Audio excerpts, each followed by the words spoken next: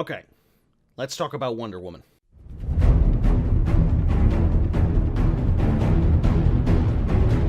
There's been a lot said about the direction that the DC movie world is going in. A lot said in terms of how seriously it's taking itself. A lot said about whether or not the people in charge of these characters actually know anything about them and the proper way of telling their story on the screen, especially with Superman vs. Batman having just come out and Justice League coming in the future. There isn't a lot of hope for these movies, especially lately. However, a beautiful beacon of hope came out this year in the form of Wonder Woman. A lot of critics out there talking about how much they love it, and I'm pretty much the same way. I absolutely adored this movie. I think it is one of the best comic book movies I've seen since Deadpool. Not just in terms of how much I enjoyed myself, but also in terms of how well they got the source material, how heartening it was, and just how good of a movie it was. I was really, really happy with how it came out, and I feel like a lot of people are going to be really happy about this. Whether you're a comic book fan, or you just want a good popcorn movie, an action movie to sit and watch with your kids and have fun, this really hits the spot on all of those levels. So Wonder Woman is basically an origin story. It takes place during World War I, and it concerns Diana.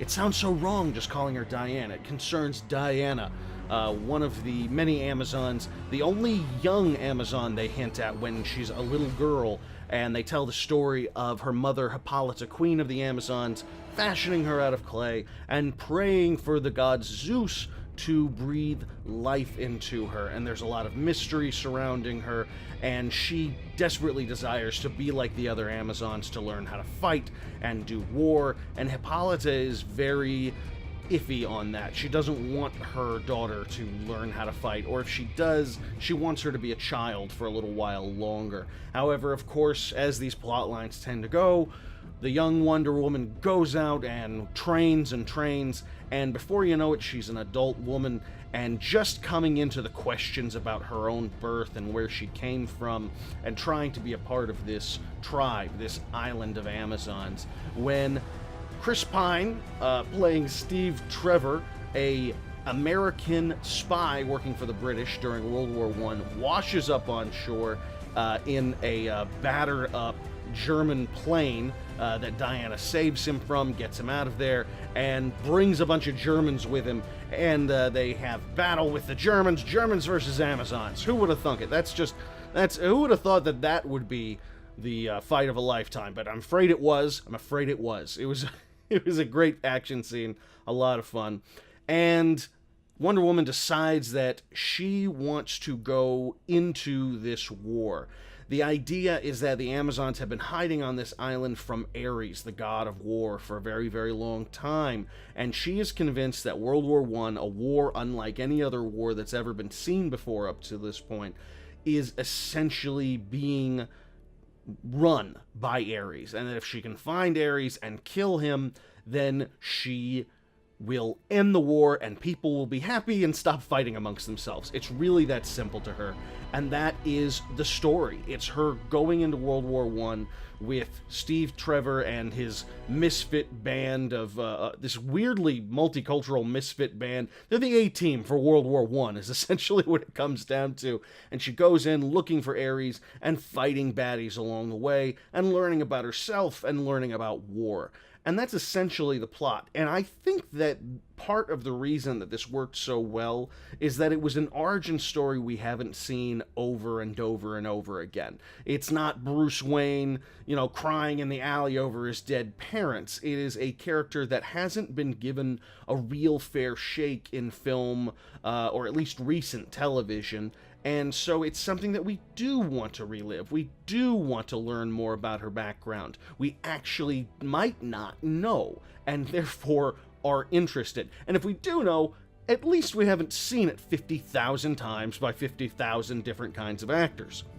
Now, Wonder Woman is played by Gal Gadot, an Israeli actress, and I was not sold on Gal Gadot when I first heard that she was playing the role. I wanted someone like Gina Carrano, who you may have seen in Deadpool, to play her. Someone who is an actual warrior. Gina Carrano, who is a professional fighter.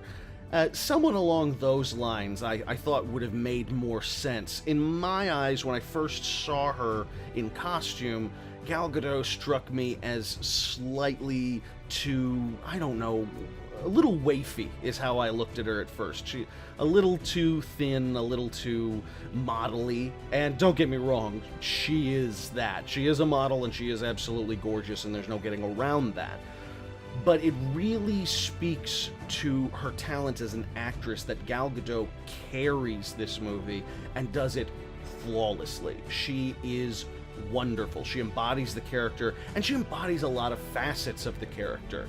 She starts out as this naive, babe-in-the-woods style character who really genuinely believes that all she has to do is strike down a single person and the war will be over and everyone will be happy. And to her, it's as simple as that.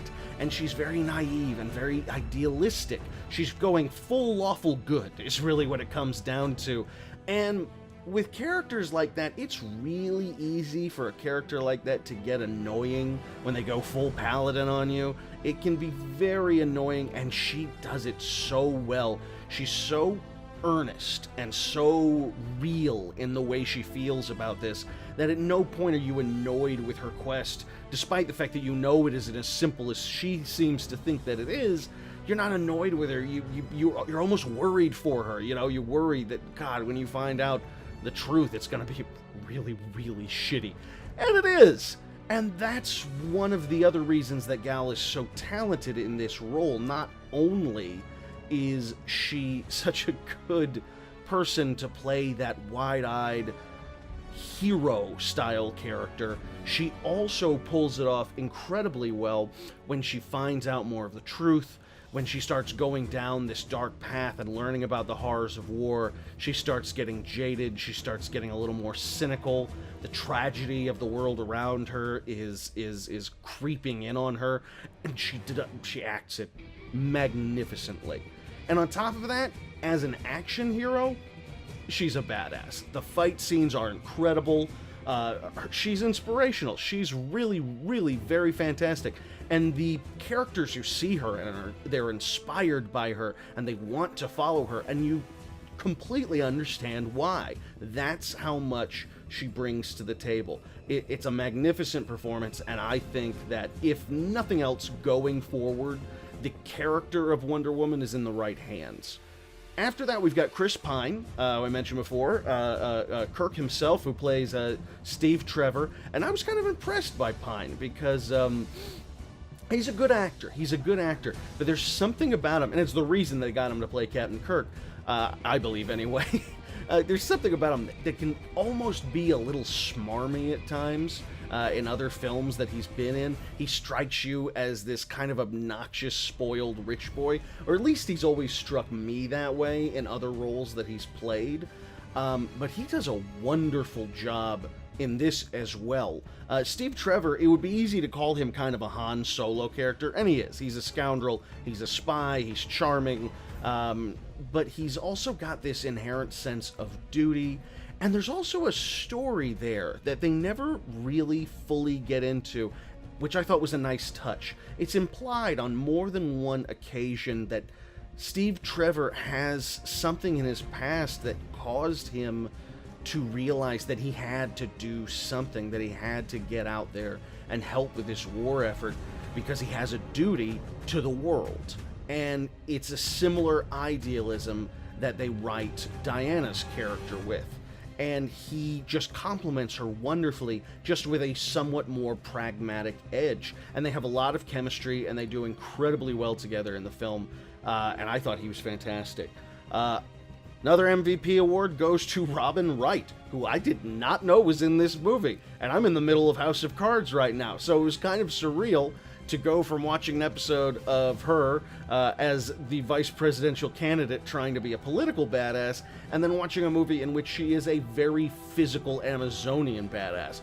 Fair play to Robin Wright for coming in as Antiope, I believe her character's name is. She's the sister of the Queen of the Amazons, Diana's aunt, and she's basically the general of the Amazons, the warrior, and she trains Diana as she's growing older, a lot of the time in secret from her mother, against her wishes. And she does a wonderful job as this kind of mentor figure to her, and just all around badass, and she's really very fantastic. Before we go any further, just like the Alien Covenant review, I'm doing this off the top of my head. I have notes, but I don't know if I'm going to let loose with spoilers simply because I don't have a full script in front of me. So from here on out, you've been warned. There may or may not be spoilers ahead. If you don't want to have it ruined for you, go and watch the movie and then come back, do that. Trust me, you'll be very glad that you did. But otherwise, without further ado, we're going to go into what might have a little spoiler territory. I don't know, maybe a little, maybe a little, maybe a little? I don't know. And that brings us to the villains. Now, aside from Ares, the god of war, who Wonder Woman is obviously on this quest to defeat, and it's always this presence, it's never, you know, it only at the very end is it physically embodied. It's just something she's constantly talking about. Other than that, our physical manifestations of evil in World War I come down to General Ludendorff and his chemist, Dr. Poison. That is literally what they refer to her as throughout the film. And they are basically Boris and Natasha from the Rocky and Bullwinkle show. They're so over the top. Dr. Poison is this horribly scarred woman who creates these horrifying gases that can kill millions of people, that'll destroy gas masks. There's no protection from them. And she's almost kind of serenaded and seduced along this route by General Ludendorff, who's played by Danny Huston, who does, once again, wonderful job. He does such a good job at playing the over-the-top villain types. He's so good at it, and he does a great job as that in Wonder Woman. And he's got these stimulant drugs that Dr. Poison gives him that gives him superhuman strength at times, and it's so over the top and funny, and it's kind of perfect because it is such a comic book villain thing. And it goes back to what I talked about before, where the big criticism for the big criticism for DC movies seems to be that they're taking themselves too damn seriously, and these villains certainly are not. They have character, they have motivation, and they're definitely evil, and they're not pushovers. You don't see them as these real easy people to defeat, but they're really over the top and kind of silly in their own way, in a comic book way. And it works. It really, really works. And I loved any time they were the focus of the scene, because they just stole the show at times. They were so evil. They might as well... General Ludendorff, they might as well have given him a curled mustache to stroke and twist with every now and then. It was that over the top at times, and I loved it. And that brings me to the most impressive thing, in my opinion, of Wonder Woman. When you get past the wonderful performances, a really solid script, a really fun popcorn movie, in its own way, in a comic book style way, and B, a PG-13 movie sort of way, Wonder Woman accomplishes the need to express the horrors of war in a way that is very accessible and very real without being too graphic.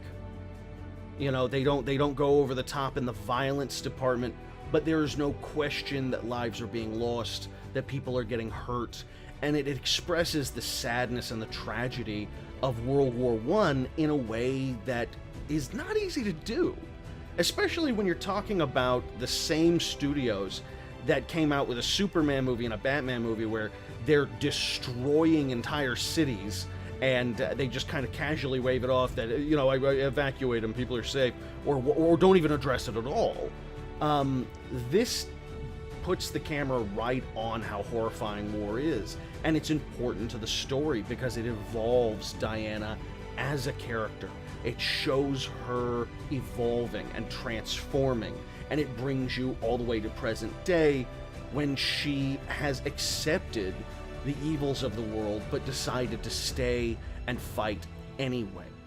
Because ultimately, when she defeats Ares, and she does, when she defeats Ares, it doesn't solve everyone's problems. There's this wonderful moment where everyone who has survived, German and English alike, whoever, are kind of weeping or hugging each other just out of relief that they're alive. And it's a nice moment. But it also doesn't go over the top in the sense that you genuinely believe that Ares has ended war for all time. That's just not the case. Human beings are evil, and they'll continue to kill each other. And as long as they do that, Diana's going to stick around and try to help. If I had any problems with this film, it would really come down to a single scene. It's a small thing, but I was genuinely bothered by the scene I mentioned before between the Germans and the Amazons.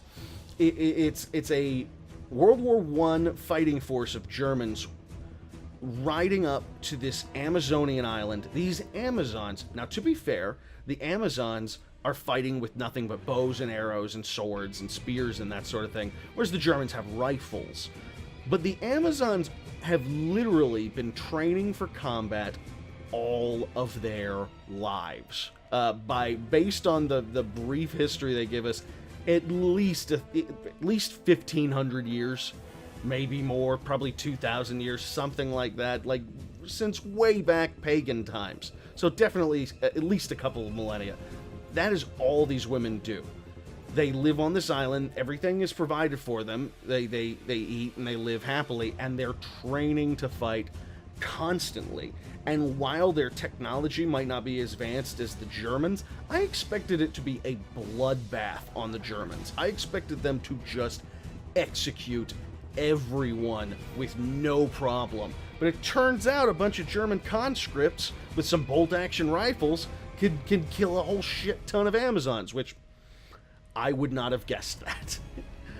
And I know, again, there's that thought of, well, of course, they have guns, Phil, but it's a comic book movie, and these women have been training for thousands of years for war, and they got slaughtered by nobody special. How the fuck were they gonna take out Ares? How the fuck was the general, Robin Wright's character, who just gets shot by some nobody on the beach and dies with a bullet in her stomach? How were they supposed to take out a god? It doesn't make any sense at all, and it's such a weird feeling that I was waiting for these Germans just to get cut down. And goddamned if they didn't kill a lot of Amazons. They just did, and I didn't get that. That scene was a little odd, but other than that, I think Wonder Woman might be one of the best comic book movies in recent years. It is smart, it's fun, it's funny, it's over the top in all the ways that an action or comic book movie should be. It's beautiful to look at, it's frightening, it's gripping. The cast is wonderful, the music's wonderful, the direction's wonderful. If you haven't seen Wonder Woman, do yourself a favor, check it out in the movie theaters. It is one of those big bombastic flicks that you should see in the theater. You are going to be happy that you did it. I know I was. I thought it was fantastic. I think you will too. So, in the meantime, in between time, my name is Phil the Conquistadork. I've got some new game reviews coming your way. I swear, I am working on the new Geek History. It is coming out soon, hopefully in the next week or so. I've been working on the script. I think you guys are going to be really happy with what we got. So, I'll see you guys then. Bye-bye.